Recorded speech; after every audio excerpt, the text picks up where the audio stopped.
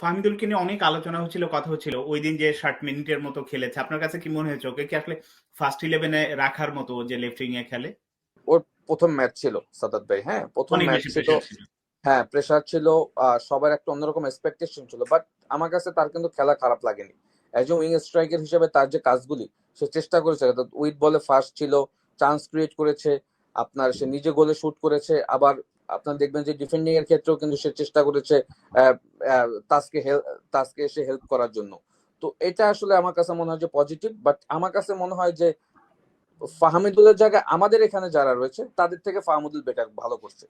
এটা এটা এটা শিওর, এটা শিওর যে ওখানে হয়তো ফাইম পরে ফাহামিদুলের জায়গায় নামছে, বাট ফাইমের থেকে ফাহামিদুল বেটার ছিল এবং তার কিছু মুভমেন্ট আমার কাছে স্পেশালি ভালো লেগেছে, এবং সে দেখবেন যে একজন দুজন প্লেয়ারকে খুব ইজিলি বিট করতে পারছিল, স্পিড ছিল, সবকিছু ছিল।